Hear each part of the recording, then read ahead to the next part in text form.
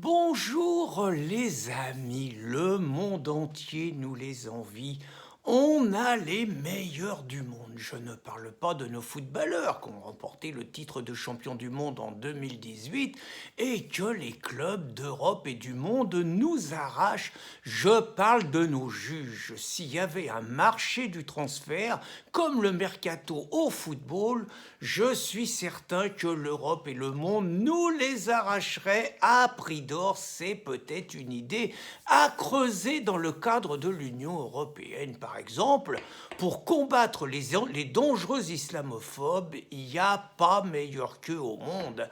Des Sébastien Jalamion, des Renaud Camus, 2 mois avec sursis dans les trous de nez, des Christine Tazin, 4 mois avec sursis dans les trous de nez, des Catherine Blin, des 1 an avec sursis dans les trous de nez, des Éric Zemmour, 23 mai au tribunal.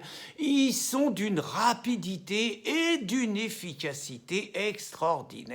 Par contre, pour protéger les populations défavorisées, les victimes du racisme, les victimes du colonialisme, les victimes de l'esclavage, là c'est pareil, il n'y a pas meilleur qu'eux. Par exemple, Nick Conrad, il peut dire qu'il faut pendre les blancs et tuer leurs enfants dans les crèches. C'est un artiste, il a beaucoup souffert, il s'en sort, il n'y a pas de plainte contre lui. Yacine Bellatar, le frère de Macron, donc celui qui était chargé du travail sur les banlieues, paraît-il un humoriste qui fait rire que sa maman et encore. Donc Yacine Bellatar, lui, il peut dire que Zineb El Razoui, la femme la plus menacée de France, il espère qu'on la verra plus en 2020, c'est pas du tout un souhait, une menace de mort déguisée et encore moins de l'apologie du terrorisme. Abdallah Zekri, qui a une responsabilité au CFCM, Conseil français du culte musulman, il peut dire en pleine affaire Mila, alors que la gamine est quand même menacée de viol, de mort, d'être défigurée à l'acide et tout, il peut dire qu'à 16 ans, l'âge n'est pas une excuse et qu'elle a cherché ce qui y arrive, il n'y a pas de problème, le procureur de Paris n'est pas encore sorti de son coma et il ne va pas faire de poursuite. Par contre, il y a d'autres décisions, alors là c'est pareil, ils sont fabuleux, ils sont au sommet de leur art, nos juges. Par exemple, vous avez un agriculteur dans la Marne, bon, il a un fusil quand même, il a un fusil, et il a déjà, un agriculteur, ils ont du mal, faut bosser dur pour joindre les deux bouts et tout, il a déjà été cambriolé 4 fois au cours de l'année précédente et c'est toujours de l'essence et le pauvre il en est à 7000 euros de déficit. Donc là ce coup-là il y a un mec du voyage qui vient le cambrioler, il sort le fusil, il tire dessus, il le blesse, les juges ils ont décidé qu'il fallait qu'il aille en prison et ils ont refusé sa remise en liberté, le prétexte avancé étant qu'il faut le protéger le pauvre homme, ce qui signifie donc que la justice, l'État français, n'est pas capable de protéger un agriculteur qui régulièrement, quand il était attaqué, téléphonait aux forces de l'ordre, comme les Sarkozy, Hollande et tout, ont limité les commissariats et les gendarmeries dans les endroits perdus, les ploucs, des gilets jaunes et tout. Les policiers ou les gendarmes, même s'ils font ce qu'ils veulent, s'ils peuvent, arrivent une demi-heure après. Les voleurs se sont envolés, l'essence est partie et le mec avait plus que ses yeux pour pleurer. Donc ce coup-là, il a décidé que ça suffisait, il a sorti le fusil.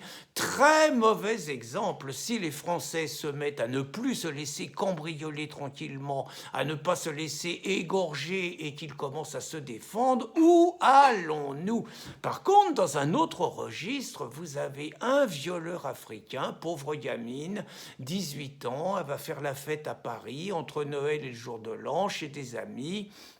Elle va dans un bar, elle est homosexuelle par ailleurs, elle va dans un bar, quelqu'un discute avec elle, lui verse un verre avec un produit qui lui fait perdre un petit peu tous ses moyens et tout. La pauvre gamine est violée. Une semaine après, pour dire que les flics font remarquablement leur boulot, le violeur est retrouvé. Quelle surprise, il est africain d'origine. Et quelle surprise, il est remis en liberté par le juge avec le prétexte prétexte que c'est la première fois qu'il le fait et qu'il a promis qu'il le referait plus, qu'il savait pas qu'il avait fait du mal et tout. C'est la première fois qu'il se fait prendre. C'est peut-être pas la première fois qu'il le fait, mais le juge, il a été attendri. Et puis il y a Albi, c'est extraordinaire aussi.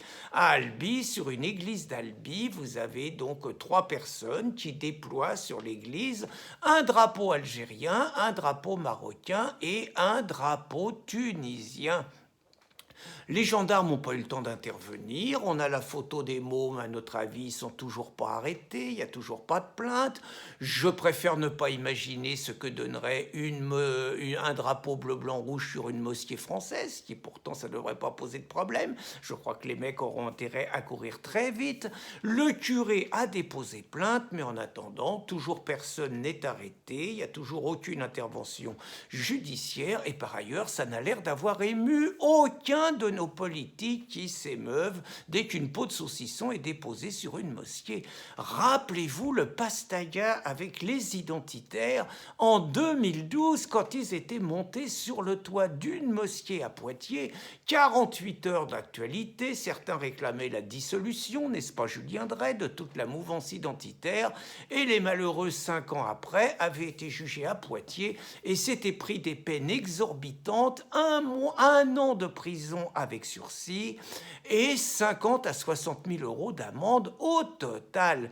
Mais le pastaga de tout ça, c'est quand même le vaillant député En Marche, Mjid El Guerrab. Alors El Guerrab, c'est un sanguin, Mjid, et puis il avait un contentieux avec un socialo, il venait du Parti Socialiste, mais le socialiste, il n'avait pas été à En Marche, Majid, il avait été à En Marche, il y avait une petite guerre de territoire, ils se sont disputés, Majid, il a sorti son casque, il a fracassé son casque sur la tête du socialo, qui a failli passer de vie à trépas, ne survivant que grâce à une opération urgente et tout. Que croyez-vous qu'il arriva? Eh bien, Majid El Guerrab, 2 ans et demi plus tard et toujours député, il a siégé à la commission contre les violences d'extrême droite de Muriel Récillier, défense de Semaré, et maintenant il est dans la commission défense. Et alors, tenez-vous bien, le parquet de Paris, ce même parquet qui instrumente plus vite que son ombre contre les dangereux islamophobes, ce même parquet qui ne trouve rien à dire contre les incitations à la haine, à la violence ou bien à l'incitation, l'apologie du terrorisme quand ça vient de Chance pour la France, eh bien ce même parquet, au bout de 2 ans et demi, a décidé, après avoir longuement réfléchi, que finalement Majid El Guerrab méritait un procès, mais seulement en correctionnel, alors quand même que le socialo a juste failli mourir.